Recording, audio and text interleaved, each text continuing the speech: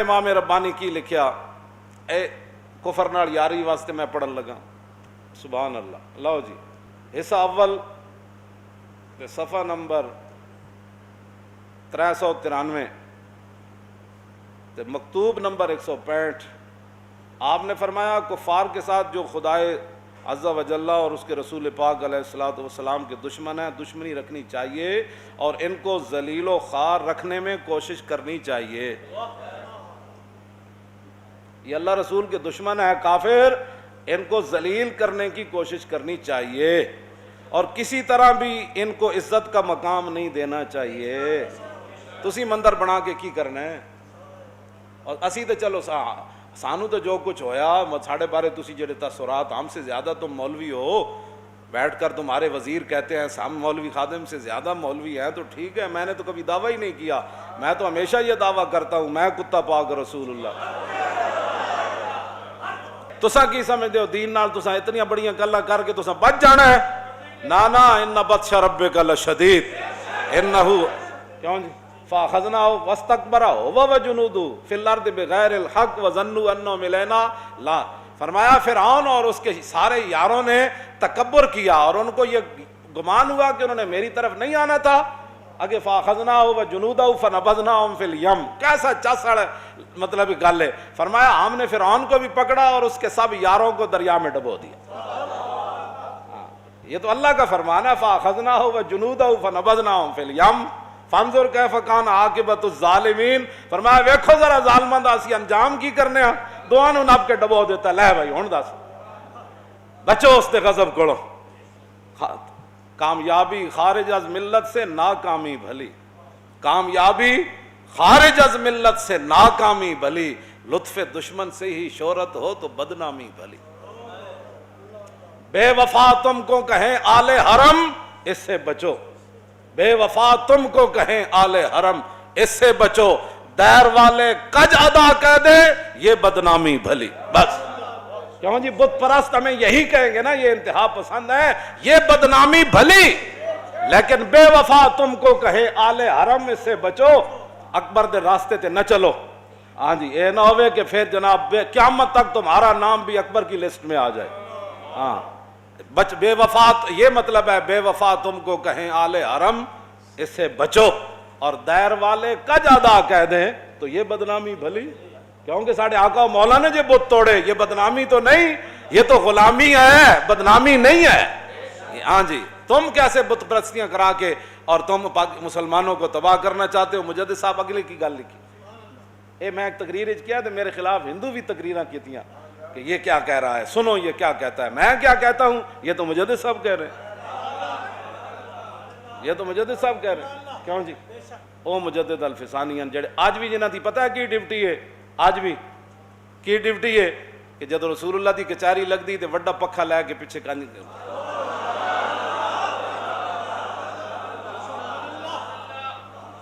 مولانا بدر الدین سرہندی کی فرما دیں مجدد صاحب جتے میں اس واسطے اتنی وڈی انہاں دے حوالے دے رہا ہاں تاکہ ایک کوئی سانو تو لوگ پرا کر دیں دے نا یہ مولوی بخشے جگہ تو ایسی بھی بخشے جاواں گے, لیکن گل اس بابے دی کرو. وہ ہند میں سرمایہ ملت کا نگہباں ہے, ہاں وہ ہند میں سرمایہ ملت کا نگہباں ہے. اس کی بات تو مانو, اس کی بات تو مانو. جہاں اقبال نے بھی جا کے اپنا ماتھا ٹیک دیا, اس کی تو بات مانو, ہماری نہیں مانتے.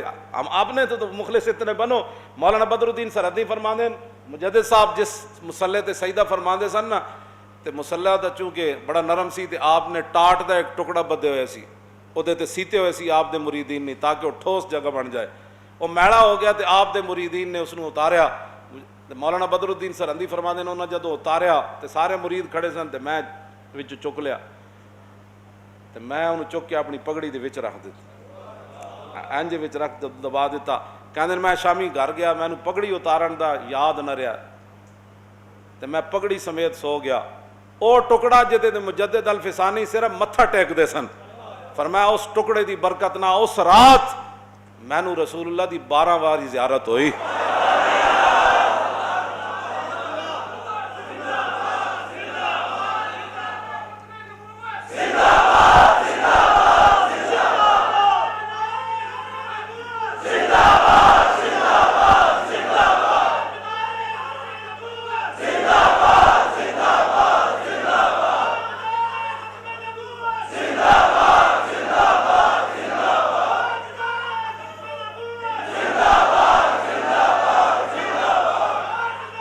ختم نبوت۔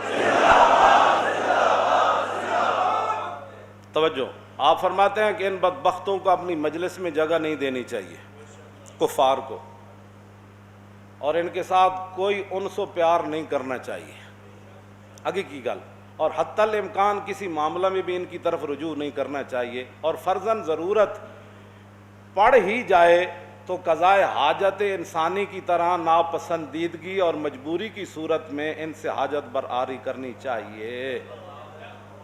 فرمایا کافراں نال یاری نہیں ٹھیک، جو کوئی انہاں نال تعلق بھی نہیں ٹھیک، جے کرنا پہ ہی جائے کوئی معاملات انجی ایوے جے میں بندہ لیٹرین جانا مجبوری، تے لیٹرین جا کے بندہ لیٹرین نال پیار تے نہیں نہ کردا۔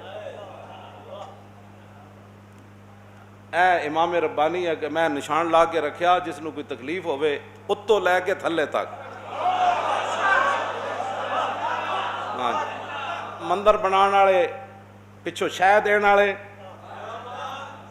تم یعلم خائنۃ الاعین وما تخفی الصدور، تم پیچھے کھڑے ہو کر ان کو شہ دیتے ہو، یہ کرو۔ اللہ فرماتا ہے وہ تو بددیانت آنکھ کو بھی جانتا ہے، وہ آنکھ میں کس انداز سے آپ کو دیکھ رہا ہوں، آپ مجھے نہیں پتا اور آپ کو بھی نہیں پتا، لیکن رب کو یہ بھی پتا ہے آپ مجھے کس نظر سے دیکھ رہے ہیں اور میں آپ کو کس نظر سے دیکھ رہا ہوں۔ وہ تو بددیانت آنکھ کو بھی جانتا ہے۔ وما تخفی الصدور، اس وقت آپ سینے میں کیا سوچ رہے ہیں کہ مولانا صاحب کیسی باتیں کر رہے ہیں، کہیں ایسے بھی ہوں گے نا، تو تقریریں اسمبلیاں کر رہے ہو نا، اللہ کو ڈرو، اے ظفر اللہ جمالی کہہ گئے سی یہ ساری اسمبلی غرق ہو جائے، اے تے حضور دی رحمت للعالمین سی، تسی سارے غرق نہیں ہوئے تے ہن غرق ہونا چاہتے ہو۔ آخر ایک حد ہے ہر شے دی، رواداری دی بھی حد ہے، اسلام رواداری کا سبق دیتا ہے لیکن ایک حد تک دیتا ہے۔